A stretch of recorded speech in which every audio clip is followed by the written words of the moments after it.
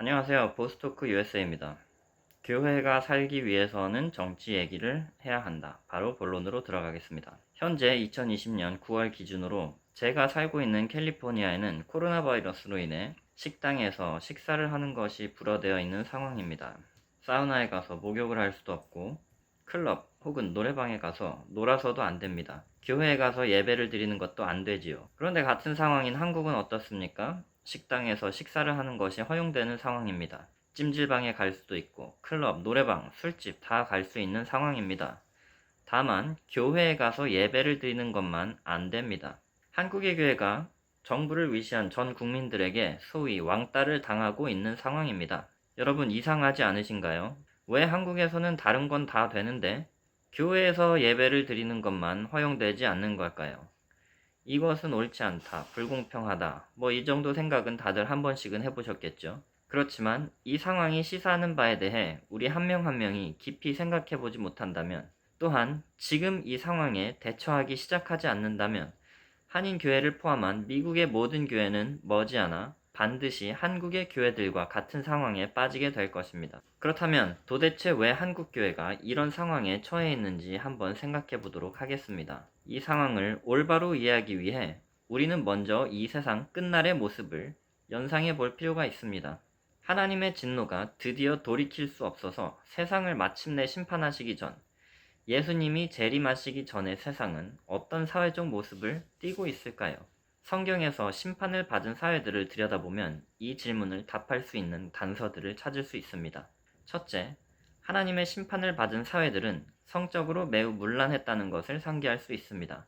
성적 문란함에서는 다른 큰 문제들이 파생되는데 그들 중 몇 가지만 얘기해보자면 가정의 파괴, 성 정체성의 혼란, 그리고 낙태 정도입니다. 두 번째, 정부가 제대로 돌아가지 않는 상황입니다.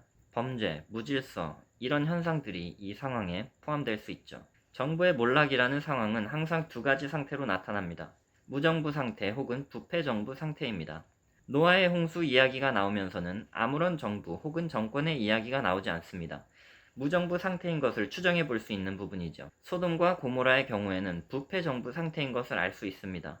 무정부건 부패정부건 간에 상관없이 이런 상태에 살고 있는 사람들은 이런 상황으로 인해 극심한 혼란을 겪게 되죠. 그 외에도 전쟁, 기근, 자연재해, 짐승의 표 이런 상황들이 또 있지만 이것은 제가 오늘 다루고자 하는 사회적 모습이라는 범주 외에 속하는 이야기들이므로 오늘은 이들에 대해서 거론하진 않겠습니다. 그렇다면 아까 제가 처음 드린 질문과 방금 말한 두 가지 문제는 어떤 상관관계가 있을까요? 다시 말해, 교회가 사회에서 왕따 당하는 상황과 무너진 사회 도덕과 정권의 몰락에는 어떤 상관관계가 있느냐는 것이지요. 그것은 바로 이런 사회적 현상에 직접적으로 저항하는 세력이 있는데 그 세력이 바로 우리들 그리스도인들이며 또 교회이기 때문입니다. 이 세상이 끝나기 전 세상의 모든 국가들은 점진적으로 사회적 도덕을 완전히 상실하게 됩니다. 사회적 도덕이 무너져 있는 상태를 가장 잘 알 수 있는 척도가 무엇일까요? 바로 성적 문란함입니다. 성적 문란함은 어떤 모습으로 나타납니까? 아까 잠시 말씀드렸듯이 깨어진 가정, 무분별한 낙태, 동성연애, 심지어는 소아성애, 그리고 더 나아가서 짐승과 성관계를 가지는 수간까지 이 정도로 정리될 수 있습니다.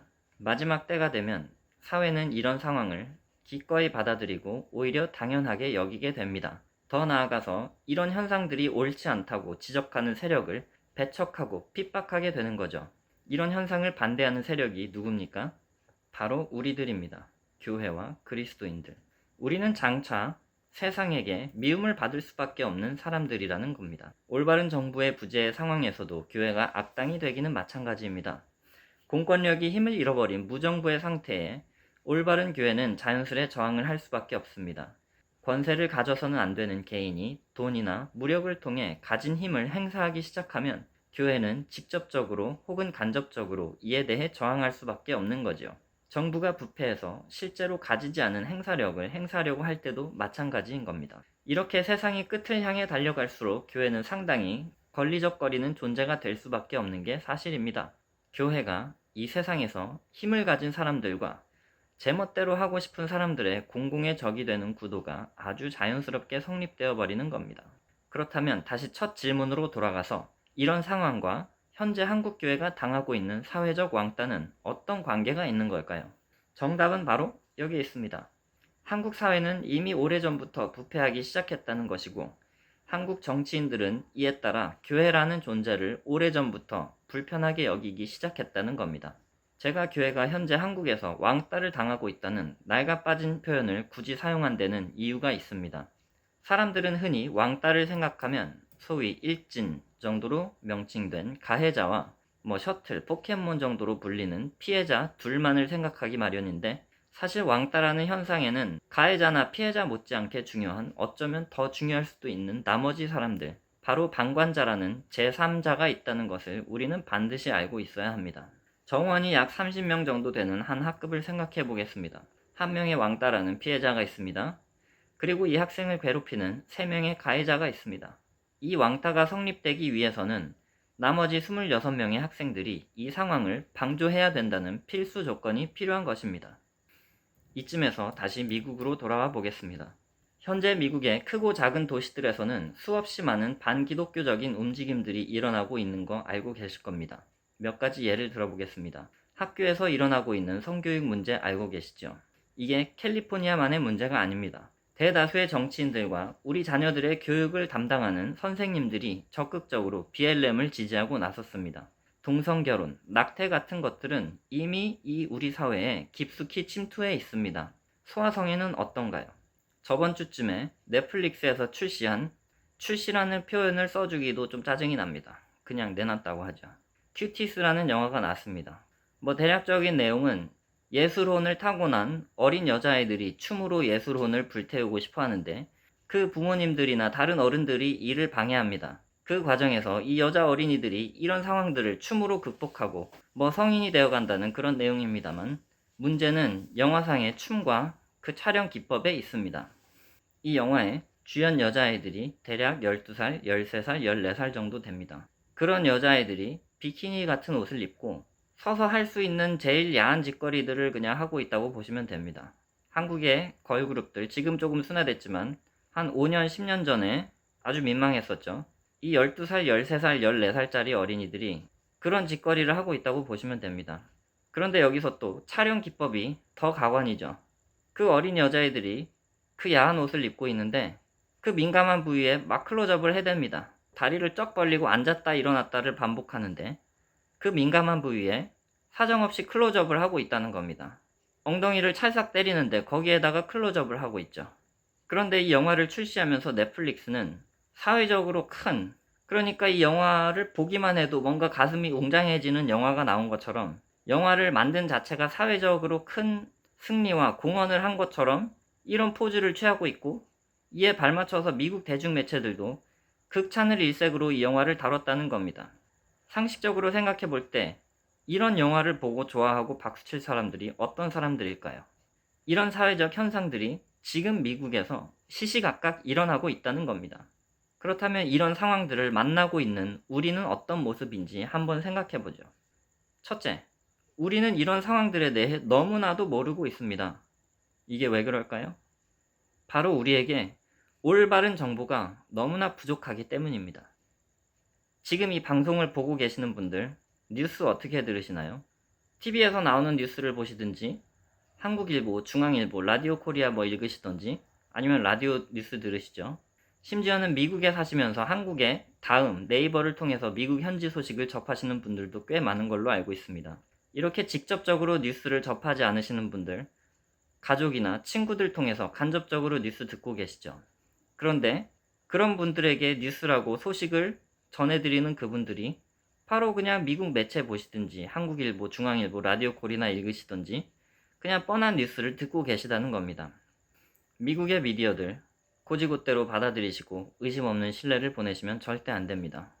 왜 그래선 안 되는지 몇 가지 예를 들어드리겠습니다. 현재 포틀랜드에는 이미 100일이 넘도록 폭동이 이어지고 있습니다. 이걸 미디어들이 다루고 있나요? 다루기는 다루겠죠. 하지만 어떻게 다루고 있는지가 더 중요하지 않을까요? 평화적 시위, 행복한 집회, 이런 식으로 다루고 있습니다.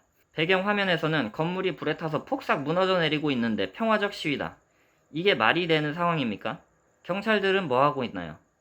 행동을 일절 못하도록 저지당하고 있습니다. 시장이라는 사람, 카운티 슈퍼바이저, 주지사들한테 아주 손발이 꽁꽁 묶여있는 상황이죠. 한 가지 예를 더 들어드리겠습니다.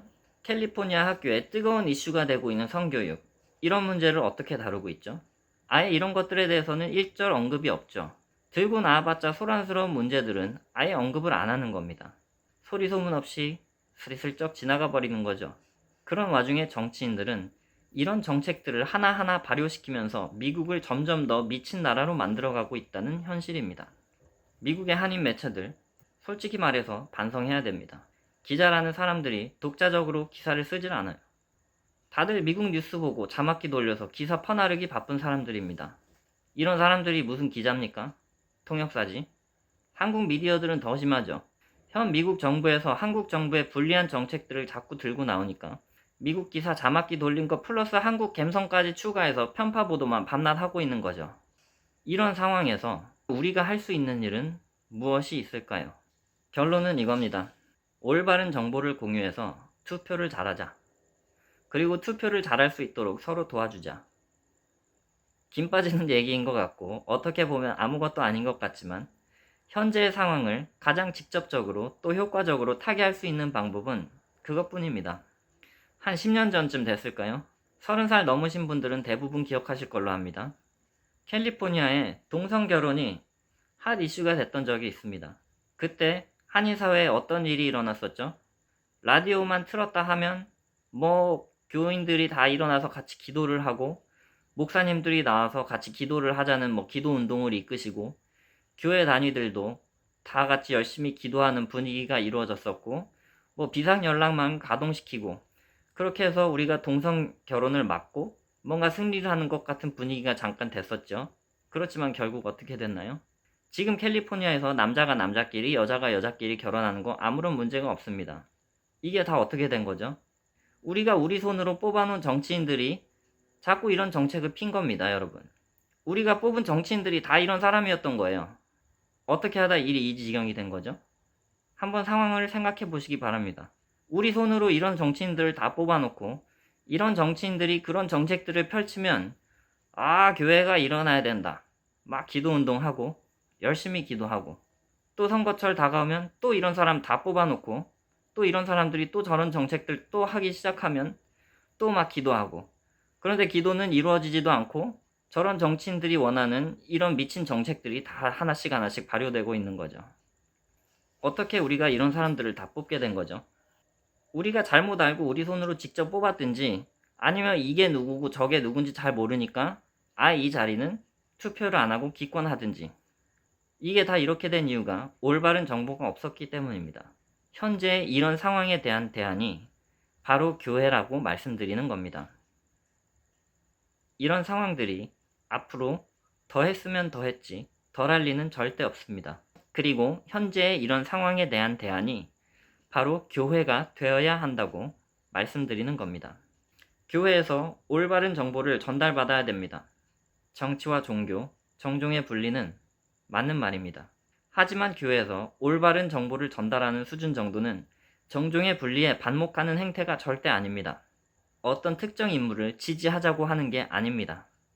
우리가 할 일은 적어도 어떤 정치인이 어떤 정책 또는 사상을 추구하고 지지하는지 정도는 알 수 있게 도와드려야 된다는 거죠.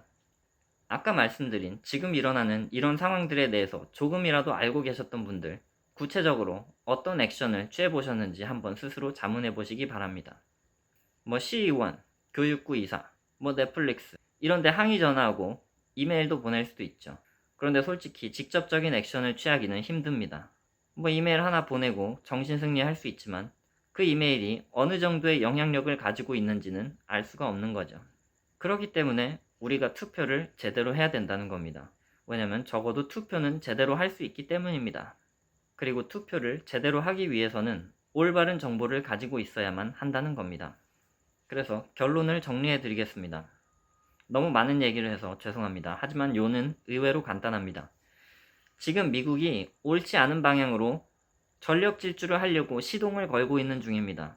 솔직히 약간 늦은 감이 있지만 아직 돌이킬 수 없는 상황은 결단코 아닙니다. 이런 현실을 우리 그리스도인들이 미국의 미디어만 보고 믿고 혹은 아무런 생각 없이 그런가 보다 방관하고 있으면서 아무런 액션을 취하지 않는다면 머지않아 미국에서 우리가 설 자리는 없어진다는 것입니다.